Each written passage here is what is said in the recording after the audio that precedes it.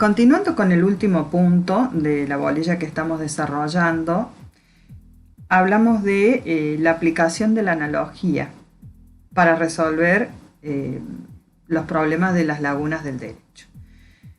La analogía, no obstante, no alcanza para resolver el problema de las lagunas del derecho, y tampoco hay que tener en cuenta esto, que es el único procedimiento para la búsqueda de nuevas reglas jurídicas. Si bien el juez debe tener como punto de partida una norma jurídica, también se pueden considerar elementos que están más allá del derecho positivo como fundamentos de principios que responden a cuestiones de moralidad, justicia o equidad. Estos principios que responden a los principios fundamentales o del derecho natural se conocen como los principios generales del derecho.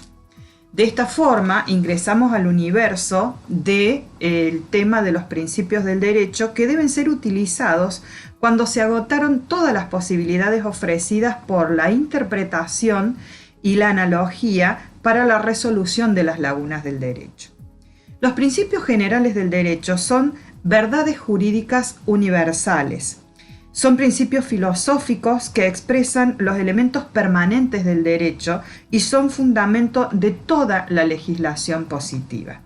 Si bien son extralegales, es decir, que están por fuera de los sistemas jurídicos y generalmente se los considera que están por encima del sistema, alimentando el sistema jurídico, tienen carácter jurídico ya que el derecho vive primero en la conciencia del hombre como una idea de justicia. Esta sería la naturaleza jurídica, si se le quiere poner algún nombre, o el fundamento de los principios generales del derecho y de su importancia para resolver los problemas que puede presentarse con las lagunas cuando no se pueden ver satisfechos con la aplicación de la analogía o de las reglas de interpretación. Por eso, en relación a la idea de justicia que sustenta la existencia de estos principios generales del derecho, se reacciona naturalmente contra lo que se considera una injusticia.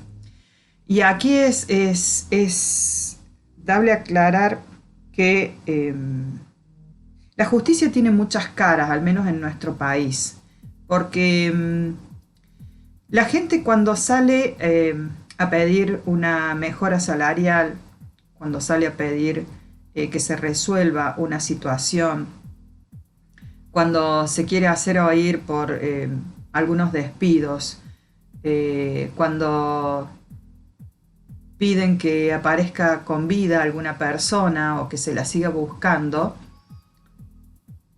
el grito común de cada reclamo social siempre se traduce en una sola palabra: justicia. Justicia por Marita Verón, justicia por la muerte de Fernando, justicia por los despidos arbitrarios, justicia por María Cash, justicia por Ni Una Menos. Entonces es una forma de manifestar lo arraigado que está en la conciencia social, que la tarea que tiene a cabo el Poder Judicial es verdaderamente llevar y hacer justicia a través de la aplicación de la ley. Por eso se considera también como el poder de administrar justicia. También por estos principios generales del derecho son tan importantes porque son anteriores al ordenamiento jurídico. Lo informan y configuran al ordenamiento porque el derecho debe tener siempre un contenido justo, o al menos es la idea incorporada y arraigada en toda la sociedad. El derecho debe ser justo, por eso se entiende como derecho. Así podemos destacar dos características de los principios, o dos formas. Tenemos principios inmediatos, aquellos que se expresan directamente, fundamentos y valores esenciales de los fines existenciales que caracterizan a una determinada sociedad. Y los principios mediatos son aquellos concretados históricamente en cada comunidad a través de su experiencia jurídica. De esta forma, los principios Abarcan conceptos básicos, informan los complejos normativos, definen el carácter del Estado y sus instituciones, se aplican a distintas esferas de la vida social y son imprescindibles para construir la justicia. Finalmente, contamos con la equidad. La equidad sería el último recurso para corregir una deficiencia de la ley o una laguna. La equidad también es un elemento extralegal y es una forma de entender que adecua la justicia al caso concreto. Es decir, es una forma de justicia bien específica que complementa los defectos. Y ahora, a título ejemplificativo, voy a mencionar solo algunos de los principios que se manejan dentro de la teoría general del derecho. Por ejemplo, el principio ontológico. El principio ontológico dice que la libertad es lo primero y todo lo que no está prohibido está permitido. Por lo tanto, es el denominado principio de clausura. Recuérdese que para Kelsen no puede haber lagunas en el derecho y este principio de clausura armoniza con la teoría kelseniana.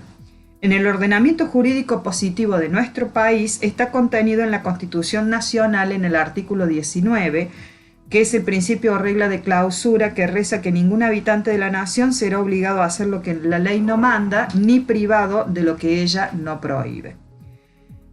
Por otro lado, tenemos el principio de respeto, desarrollado por Rudolf Stambler de la Escuela de Marburgo. Para Stambler, el derecho no puede estar vinculado a contenidos empíricos determinados, porque el derecho ostenta universalidad y formalidad.